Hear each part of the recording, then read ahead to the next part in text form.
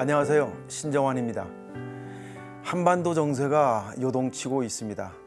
일본과는 최악의 상황으로 빠져들고 있고 중국과 러시아도 한반도를 넘보고 있습니다.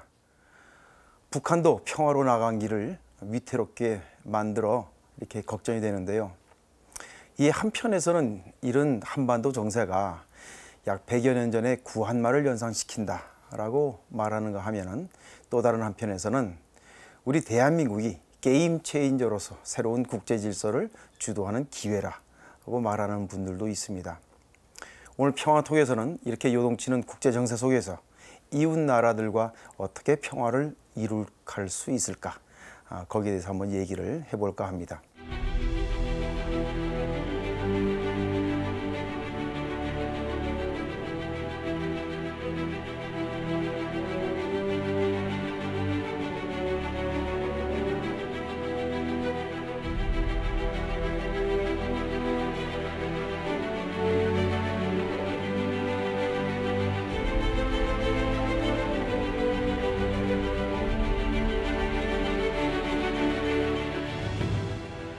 그럼 먼저 우리나라의 평화가 현재 위협받는 이유를 비롯해서 한번 이 얘기를 전반적으로 나눠볼까 합니다.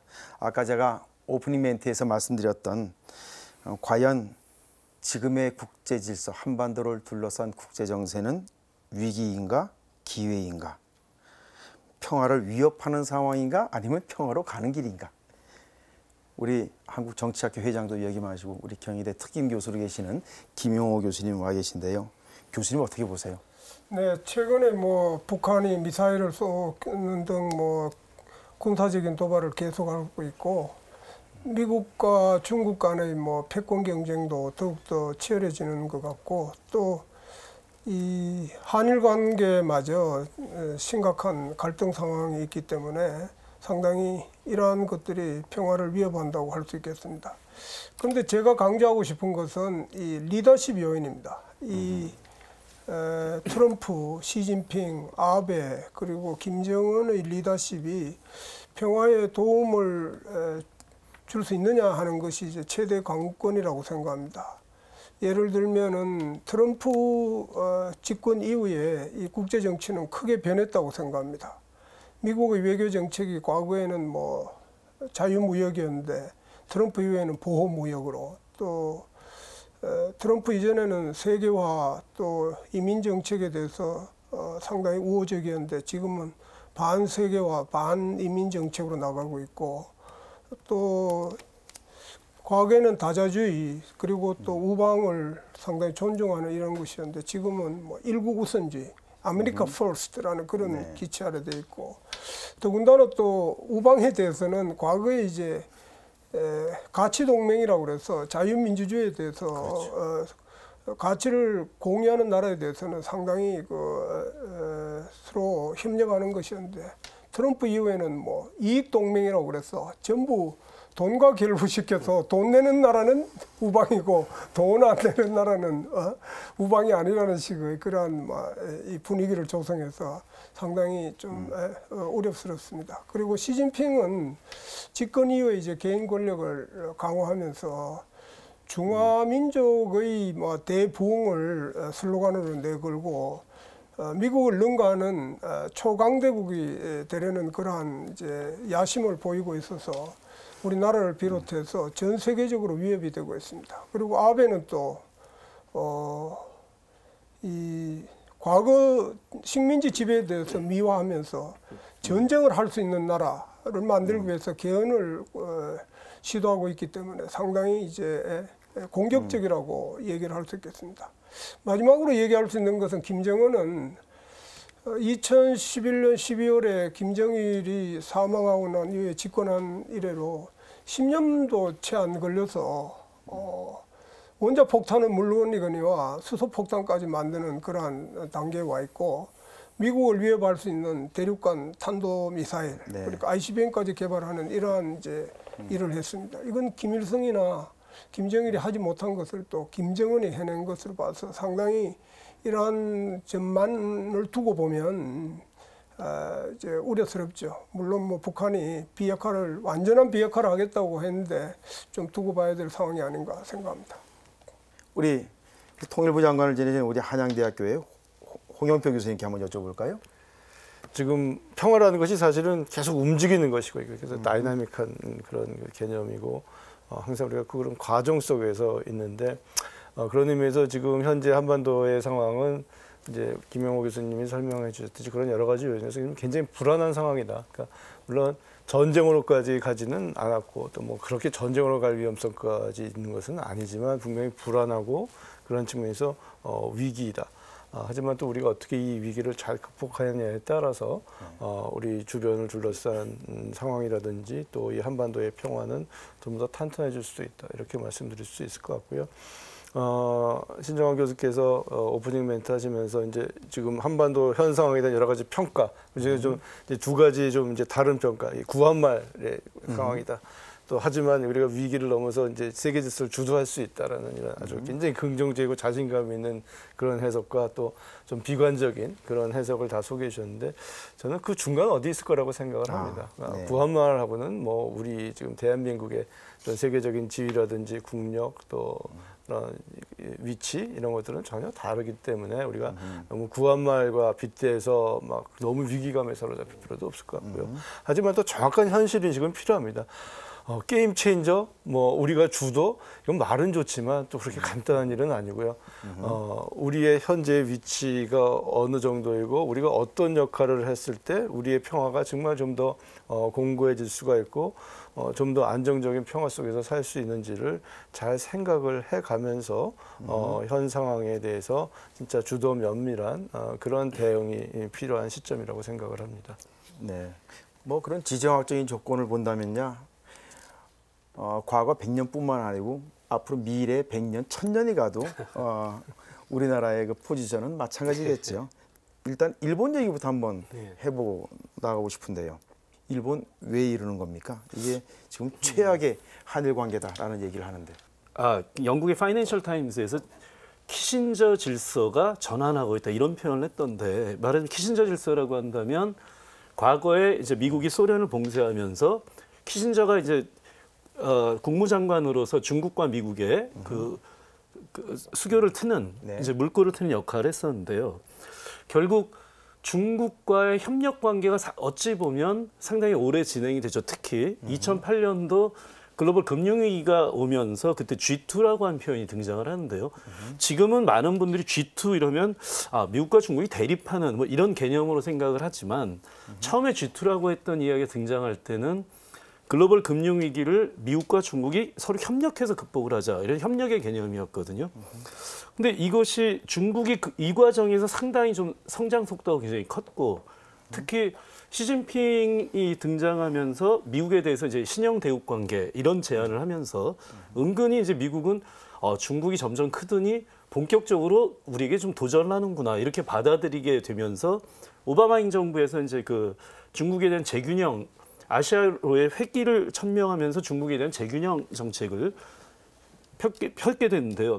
이러면서 조금씩 변화하더니 급기야 트럼프 대통령에 와서는 아메리칸 퍼스트를 이야기하면서 미중 무역 전쟁까지 가게 됐죠. 그러니까 이 전체 그 세계 질서 이런 변화 중에서 일본의 입장에서는 그러면 동북아 지역에서 일본이 무엇인가 자신들이 이 지역 패권국이라고까지 표현할 수 있을지 모르겠습니다만 그런 것을 추구하는 과정에서 사실은 일본이 인도태평양 전략을 지금 현재 이제 미국에서 이야기하는 인도태평양 전략이라고 하는 것을 일본이 먼저 제안을 했었거든요. 즉 인도, 호주, 일본 이렇게 해서 중국을 이렇게 반원을 그리면 이제 중국을 포위하는 듯한 그림이 나오는데 동북아시아 지역에서 그 역할을 일본이 담당하는 것으로.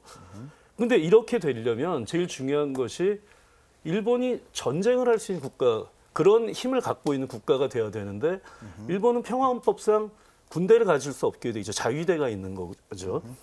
그래서 일본은 오래전부터 전쟁할 수 있는 국가, 즉 군대를 가지는 국가를 지향을 했었는데 이 과정에서 그럼 평화헌법을 개정해야 되는데 가장 중요했던 것이 그러면 무엇인가 일본에 위협이 되는 게 뭐가 있다. 뭐 이제 이게 필요했는데 이게 이제 사실은 북한이 핵을 개발하고 그러면서 그런 역할을 해줬죠. 핵을 개발하거나 이제 미사일을 쏘거나 하면 일본은 봐라 우리 안보의 위협이다. 이제 그런데 작년부터 이제 그 한반도 평화 프로세스가 진행이 되고 하면서 어찌 보자면 일본이 이제 그 자신들의 위협이라고 설정했던 북한의 행태가 분명히 좀 달라지긴 했던 것이죠. 가장 이제 그 크게는 이제 핵실험을 안 했으니까 그 이후에. 그리고 북미 정상회담 하면서 뭐 잘 진전이 됐다라고 이야기할 수는 없겠습니다만 워딩이라도 레토릭이라도 우리 핵 폐기하겠다 뭐 이제 이런 얘기를 하는 와중에 그럼 일본 입장에서는 계속 무엇인가 자신들의 적이 필요할 텐데요. 그러니까 명확하게 우리 한국을 적이라고 규정했다라고까지 뭐 그렇게까지 제가 말하고 싶지는 않습니다만 요새는 뭐 거의 적이던데요.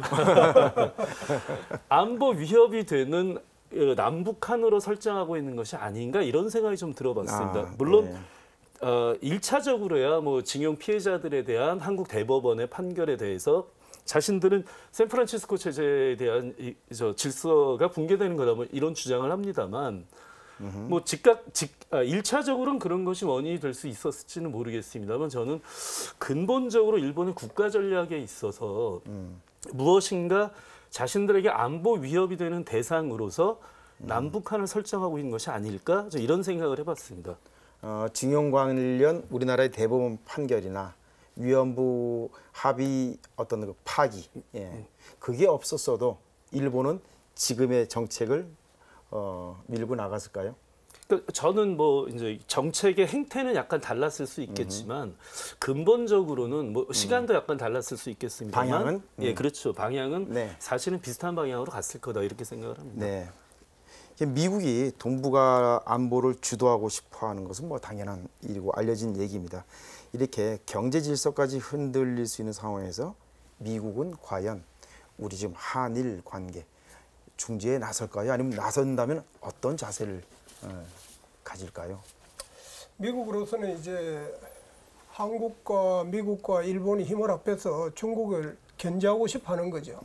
뭐 한국, 미국, 일본뿐만 아니라 호주, 인도까지도 연대를 해가지고 중국을 견제하자는 입장이니까 당연히 이제 한일 관계가 악화되는 것에 대해서는 미국으로서는 가만히 있을 수는 없겠죠. 네. 그런데 이제 미국의 딜레마는 한국 편을 들 수도 없고 일본 편을 또 공식적으로 들 수도 없는 이런 이제 딜레마에 빠져 있는데 제 개인적인 생각으로는 이 공개적으로 뭐 중재 역할을 할 수는 없겠지만 이 이면에서 미국은 한일 관계가 하루 빨리 이제 좋게 될 수 있도록 분위기를 조성할 거라고 생각을 합니다. 그렇기 때문에 시간이 좀 걸리겠지만은 한일 관계도 뭐 이 타협이 이루어질 수 있는 여지가 있다. 저는 이렇게 생각하고요. 그다음에 꼭 말씀드리고 싶은 것은 이 지금 이원영 박사께서도 얘기를 해주셨지만 국제 질서의 변화의 핵심은 국력에 있어서의 변화입니다. 과거에 미국은 뭐 패권 국가로서 2등하는 나라가 도저히 따라올 수 없는 군사력, 경제력, 기술력 이런 걸 갖고 있었는데 네. 지금 이제 2008년에 미국의 금융위기 이후에는 중국이 그 2000년대 이후에 쭉 그 급속도로 성장을 해서 지금은 GDP만 보면은 중국이 14조 달러 정도 되고 미국이 20조 달러 정도 되니까 70% 가까이 이렇게 따라왔는 거거든요. 네. 그러니까 이게 3분의 2 이상 되면 상당히 이제 패권 국가가 위협을 느낀다는 거니까 미국으로서도 이제 위협을 느끼는 거죠. 그런데 한 가지만 더 말씀을 드리면 네. 사실은 2010년에 2등하던 GDP면에서 2등하던 일본을 능가해가지고 중국이 추월했단 말이에요. 그게 2010년이에요. 그런데 9년 만에 지금 상황을 보면은 중국의 GDP는 14조 달러 가까이 되는데 일본은 5조 달러 정도밖에 안 되거든요. 거의 3분의 1 정도밖에 안 되니까 일본으로서는 상당히 이제 자기들로서는 네. 혼자 힘으로 중국을 견제할 수 없기 때문에 미국과 연대 동맹을 강화하는 거고 또 한국도 중국 편을 드는 게 아니라 미국과 일본과 힘을 합해가지고 인도, 호주까지 해서 뭐 중국을 견제해야 되는 상황으로 인식을 하고 있는데 우리로서는 그럴 수 없어요. 왜냐? 우리 경제는 중국하고 매년 500억 달러, 600억 달러의 흑자이기 때문에 우리 경제가 지금 견디고 있기 때문에 일방적으로 중국을 배척한다고 그럴까 견제하는 네. 것이 쉽지 않는 거예요. 그러니까 우리 정부가 이제 이를 미중 간의 갈등 또 한일 간의 갈등에서 잘 이제 원칙을 가지고 대응을 해야만 헤쳐나갈 수 있다고 생각합니다. 그 대응을 어떻게 해야 될까요? 그거는 이제 미중- 몇 가지 네. 그걸 말씀을 드리자면 첫째는 네. 미국이나 미국이나 중국에게 일방적으로 지지를 보내고 거기에 의존해서는 안 된다. 왜냐하면은 한미 군사 동맹은 핵심이에요. 주한 미군이 없으면 중국은 한국을 무시합니다. 그렇기 때문에 한미 군사 동맹은 핵심이지만 그렇다고 해서 한중 경제 관계를 완전히 무시할 수는 없기 때문에 네. 이 양자 간의 균형을 잘 취해야 되는 거죠. 균형을 취하려면은 한국 외교가 원칙 있는 외교를 해야 됩니다. 상황에 따라서 이랬다 저랬다 하면은 미국으로서도 배척을 받고 중국으로서 배척을 받기 때문에 원칙 있는 외교를 해야 된다. 그래서 예를 들면은 우리나라는 자유무역이다. 자유무역을 위협하는 어떤 나라의 행위도 우리는 비판의 대상으로 해야 된다. 이것이고 또 우리나라가 핵무기나 이런 것은 없애야 되니까 평화를 위협하는 핵이 없는 세상을 만들어야 되겠다. 여기에 대해서는 이제 철두철미하게 원칙을 지켜나가는 그런 외교를 해야 된다는 거고 마지막으로 하나는 아까 국제정세에서 핵심은 국력이라고 그랬어요. 네. 국력을 우리가 키워야 되는 거죠. 그렇습니다. 지금 과학기술혁명의 시대에 누가 정말 이 인공지능 시대, 디지털 시대에 기술의 경쟁력을 가지냐 하는 것은 나라의 장래를 좌우하는 거기 때문에 여기에 우리 정부가 심려를 기울여야 된다. 국력이 뒷받침되지 않는 외교나 뭐 이런 것은 사상 누각이다. 그렇기 때문에 이 세 가지를 저는 강조하고 싶습니다. 이게 앞으로 이제 갈수록 시간이 갈수록 이 다자 외교, 다자 간 협력이 굉장히 중요시되고 있습니다. 그래서 원론적으로 우리 김용호 교수님께 원론적으로 이웃 나라와의 평화가 중요한 이유, 그걸 국제관계학적인 입장에서 한번 좀 말씀해 주시죠. 우리나라가 지정학적으로 상당히 어려운 위치에 있습니다. 인구나 영토 면에서 보면은 우리나라가 세계 20위가 되지 않을 정도로 인구나 영토가 작은 나라이기 때문에 우리가 외교를 잘해야만 되지 무슨 인구나 영토를 바탕으로 해서 경제력이나 군사력을 계속 선진국 수준에까지 한다는 것은 상당히 어려움이 있기 때문에 이웃나라와 평화스럽게 지내는 것이 이제 필수적이고요. 더군다나 우리나라는 이 지정학적으로 어마어마한 14억의 인구와 GDP 세계 2위인 중국, 그 다음에 또 일본은 GDP 세계 3위인데 2등, 3등 사이에 있으니까 11위 하고 있다고 그러더라도 이 참 초라해 보이는 이런 겁니다. 네. 우리나라가 이사 갈 수도 없지 않습니까? 네. 그 다음에 이제 마지막으로는 이제 남북 분단 상황이기 때문에 이게 이제 특히 또 북한은 군사적인 도발이라는 것을 여러 가지 이제 수단으로 활용하고 있어서 이제 이런 문제, 그러니까 한반도의 평화를 지키기 위해서는 남북 간의 하외 협력이 중요하지만 그에 못지않게 또 이웃 나라들이 한반도 평화를 방해하지는 또 않아야 되기 때문에 그렇죠. 이러한 주변 국가의 그 평화스럽게 살아나가는 그런 지혜가 필요하다고 생각합니다. 아예 그 지정학적인 관점에서 말씀을 해주셨는데 듣고 보니까 정말 외교라는 것은 우리나라 운명을 쥐고 있는 그렇습니다. 네, 그런 부서라는 생각이 드네요. 정말 외교부에 계신 분들 좀 잘 들어주시기 바랍니다. 우리 홍 교수님은 어떤 관점에서 한번 말씀을 좀 해주시겠습니까? 역사적으로 봤을 때 역시 주변과의 관계가 좋았을 때가 우리가 또 우리나라도 부강해지고 여러 가지로 좋았고 주변국들이 자꾸 우리나라 쪽에 막 이렇게 위협을 하고 쳐들어갈 수 있는 힘들 수밖에 없었던 것이고요. 네. 그래서 우리가 흔히 국제 정치를 정글로 이 양육강식의 그런 정글로 묘사하는 사람들과 또 조화롭게 잘 사는 가든 정원으로 묘사하는 그런 그 시각이 있는데요. 현실은 그 둘 중 또 이것도 역시 중간 어디에 있다라고 봅니다. 중요한 것은 우리로서는 결국 이제 정글일 때는 힘의 정치가 더 중요해지는데 힘의 정치는 분명히 존재합니다. 그것이 없어질 수는 없고요. 다만 근데 힘의 정치로만 갔을 때는 아까 말씀드린 우리는 상대적으로 이 4강에서는 약소이기 때문에 어려울 수밖에 없습니다. 그렇기 때문에 좀 더 이렇게 협력과 대화가 소위 말하면 이제 가든 쪽으로 가기 위한 그런 노력들을 우리 스스로가 기울이고 그런 차원에서 다자 외교도 열심히 하고 하면서 어떤 힘의 정치도 분명히 중요하고 또 그것을 위해서 분명히 우리도 힘을 기르고 대비를 해야 되겠습니다만 또 그 한계를 넘어서서 좀 더 평화로운 분위기를 만들기 위해서 우리가 대화 협력의 분위기, 즉 가든으로 가기 위한, 가든을 가꾸기 위한 그런 노력에도 또 같이 힘을 쓸 필요가 있는 그런 시점이 아닐까 생각을 합니다. 우리 이원영 교수님 한번 좀 말씀해 주시죠. 어떤 시각에서 좀 말씀을 해 주실 수 있을까요? 과거에 보면 이제 경제적인 상호 의존이 강화가 되면 정치적으로도 굉장히 협력적 관계를 맺을 수 있다. 뭐 이런 이야기가 있었죠. 그러니까 이런 국제정치 이론이 있었고 저는 뭐 그게 뭐 맞다 틀렸다 뭐 이런 이야기를 하고 싶지는 않습니다.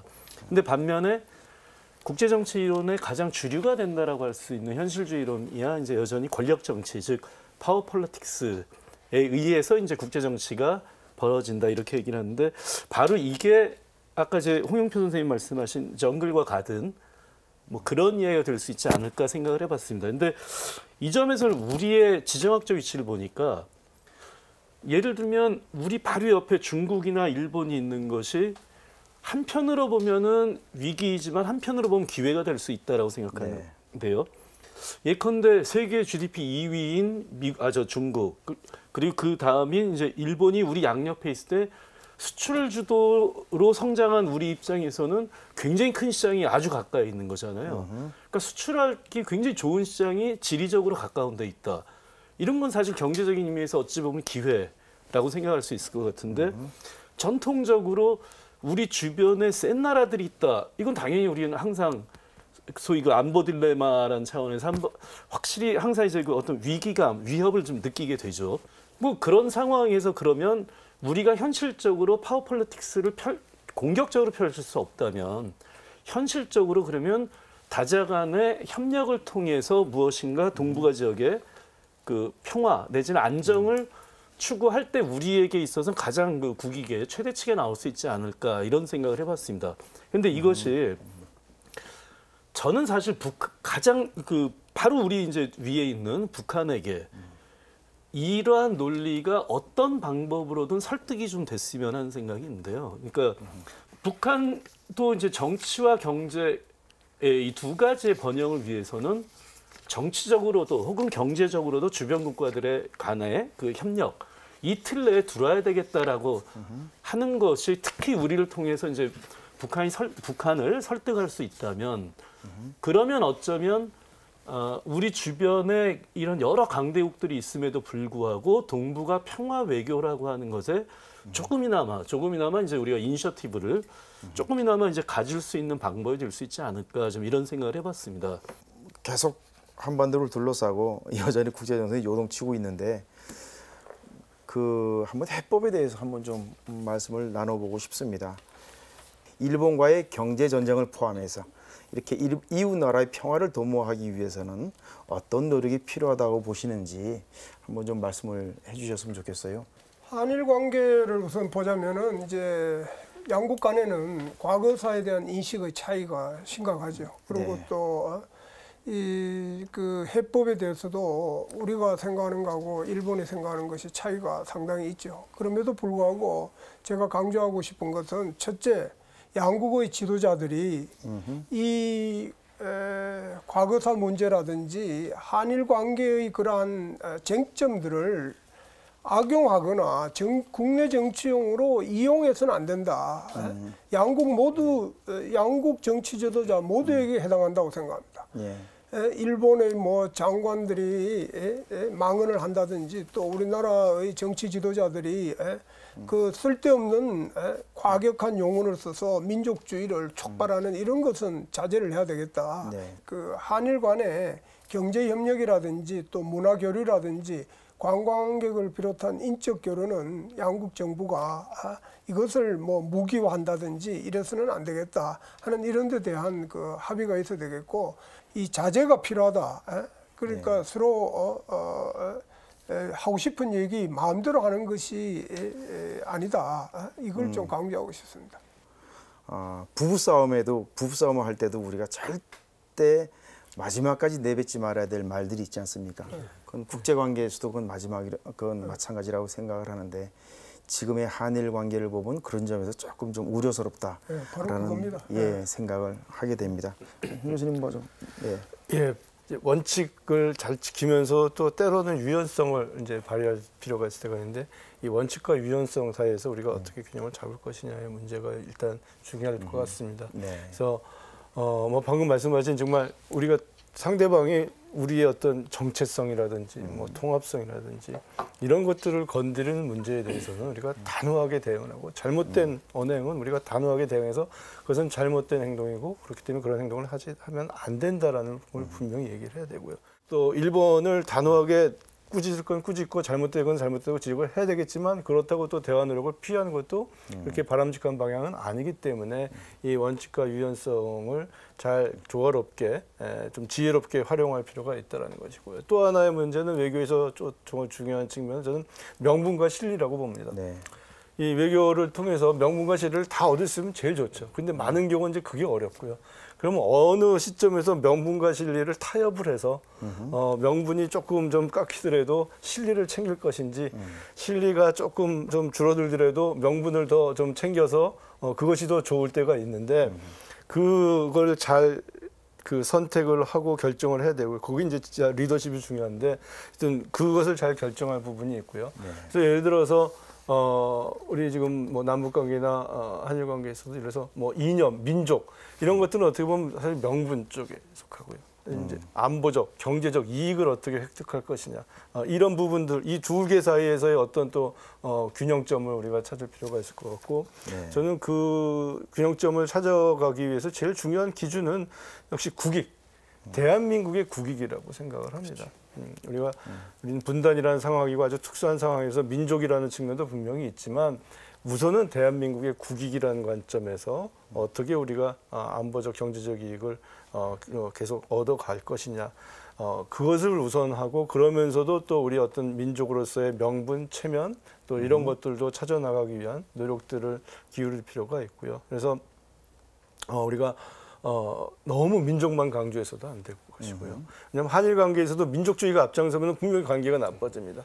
근데 이제 또 그렇다고 경제적인 이익 또 뭐 군사적인 이익만 따지기에는 우리가 또 역사적으로 여러 가지 아픔이라든지 우리가 분명히 고려할 측면이 있기 때문에 굉장히 어려운 문제이지만 이런 부분들을 우리가 잘 생각하면서 정말 이 외교 전략을 잘 짜나가야 될 그런 시점이라고 생각을 합니다. 저는 여기에서 이제 드리고 싶은 얘기가 아까 김용원 선생님 말씀하실 때 국내 정치에 이용하면 안 된다 이런 말씀하셨는데 저는 정말 그걸 동의하는데 맞습니다. 다만 이제 대부분의 이런 일들이 국내 정치로 들어오면 이게 이념적으로 서로 이제 공격을 하거나 하는데요. 진영 논리로 돼버리죠. 그렇죠. 근데 어느 쪽에서 권력을 잡더라도 최종적 판단은 저는 동일할 것 같아요. 국익이라는 차원에서는. 다만 이제 입장이 바뀌니까 서로 이제 뭐 정치적으로 이제 비판하고 이럴 수는 있겠지만 최종적으로 국익을 위해서는 사실 그 지도자는 언제든지 후퇴를 해서 우리 이제까지 명분을 가지고 주장했다면 후퇴해서 실리를 지금 챙겨야 되겠다라고 한다든가 이렇게 그 태도를 변화하게 되는 것을 국민들에게 잘 설득을 하고자 하는 노력. 그러니까 지도자에게는 뭐 이런 게 중요하지 않을까 싶고요. 그리고 정말로 이 과정이라면은 저는 이제 국민을 설득하기 위해서 여야 없이 정말로 허심탄회하게 그러니까 공개적으로 싸울 땐 싸우더라도 정말로 사실은 허심탄회하게 여야 없이 국가 문제를 가지고서는 그 토론하고 공유할 수 있는 어떤 뭔가 하여튼 이런 것이 좀 필요하지 않겠나 좀 이런 생각이 들었습니다. YS 정부 때 일본과의 그 청구권 문제에서 우리들 돈이 있다.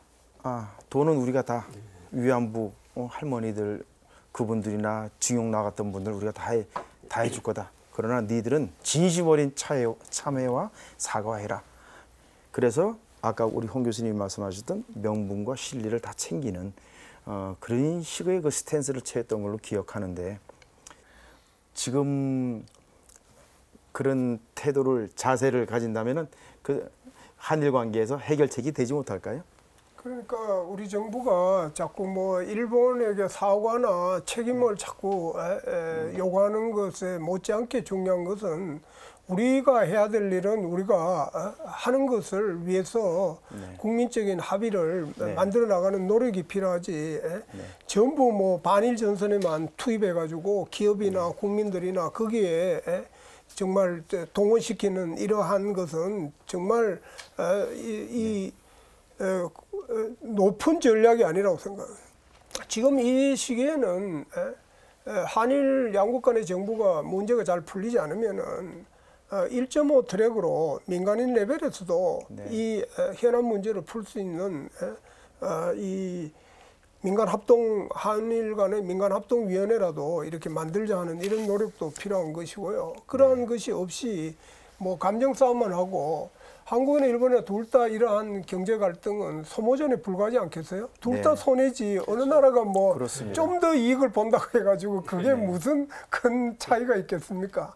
그러니까 좀 냉정하게 쿨하게 대응할 필요가 있다. 저는 그렇게 생각합니다. 오늘 좋은 말씀해 주신 교수님 감사합니다. 예, 오늘은 이 시간 이걸로 마치고요. 다음 시간에도 새로운 주제로 평화에 대한 나눔 이야기를 이어나가도록 하겠습니다. 감사합니다.